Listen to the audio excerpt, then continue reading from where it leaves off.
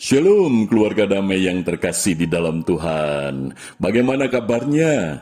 Puji Tuhan, saya percaya hari ini kita ada di dalam kasih setia Tuhan yang terus menopang kehidupan kita.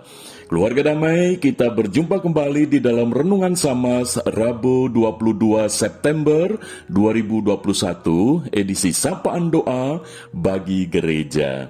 Tema yang akan kita renungkan, Gereja Tempat Memberi.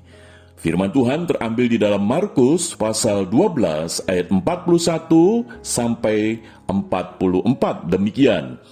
Pada suatu kali, Yesus duduk menghadapi peti persembahan dan memperhatikan bagaimana orang banyak memasukkan uang ke dalam peti itu.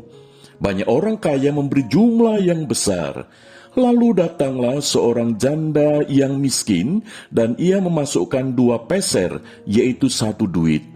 Maka dipanggilnya murid-muridnya dan berkata kepada mereka, "Aku berkata kepadamu, sesungguhnya janda miskin ini memberi lebih banyak daripada semua orang yang memasukkan uang ke dalam peti persembahan, sebab mereka semua memberi dari kelimpahannya. Tetapi janda ini memberi dari kekurangannya, semua yang ada padanya, yaitu seluruh nafkahnya."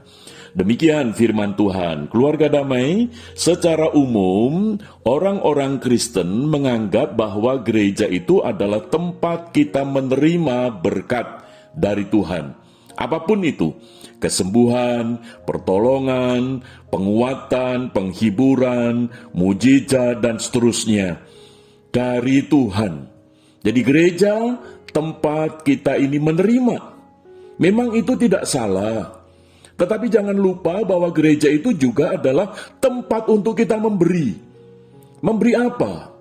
Bukan hanya memberi waktu kita, tenaga, pikiran, tetapi juga memberikan persembahan. Memberikan uang kita.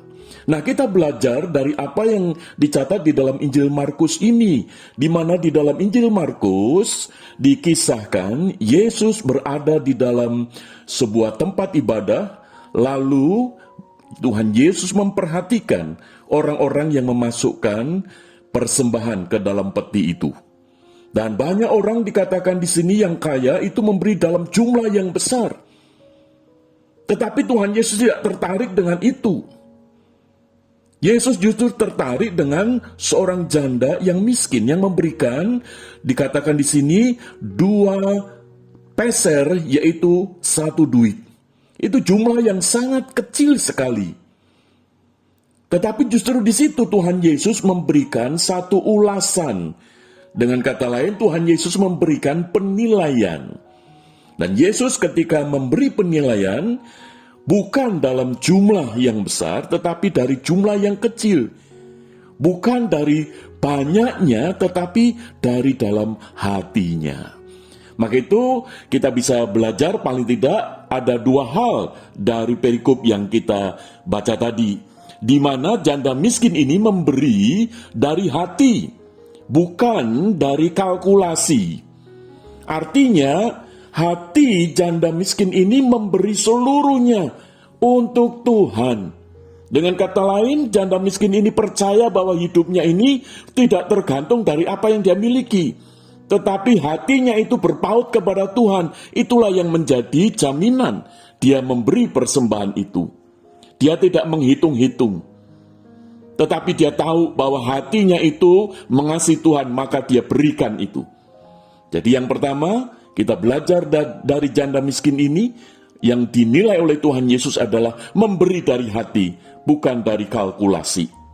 Yang kedua, kita bisa belajar dari janda miskin ini di dalam memberi persembahan adalah memberi karena relasi, bukan transaksi. Keluarga damai, betapa banyak orang menganggap bahwa kalau kita memberi banyak, Tuhan memberi lebih banyak lagi. Itu transaksi. Maka itu betapa banyak orang-orang Kristen yang menjadi kecewa ketika memberikan banyak, kok Tuhan tidak memberikan lebih banyak lagi.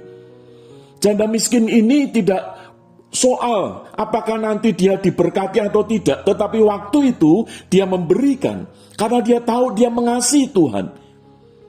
Ada relasi, Ada satu persekutuan, ada kedekatan dengan Tuhan. Dan relasi ini berbicara tentang kebergantungan janda miskin ini kepada Tuhan sepenuh hati.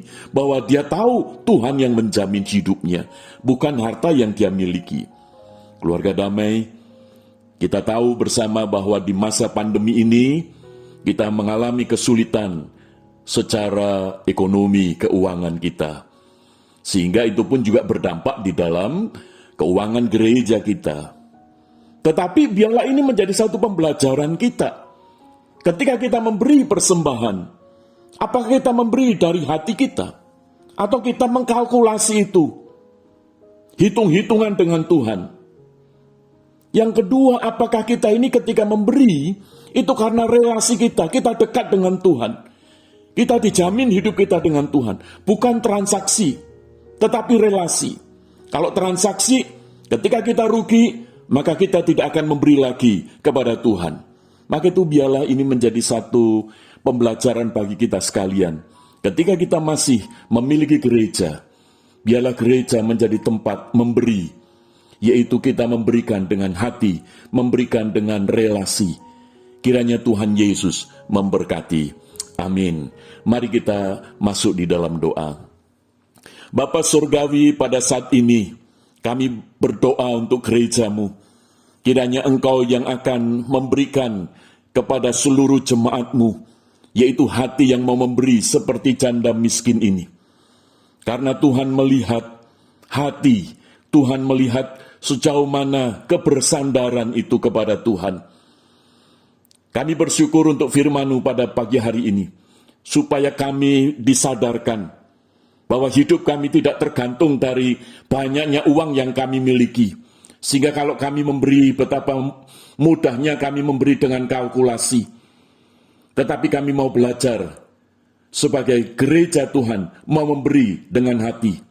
Demikian juga kami mau belajar memberi karena relasi kami dengan Engkau, di mana Engkau yang telah memberikan nyawamu, ya Tuhan Yesus, di atas kayu salib untuk menebus dosa kami.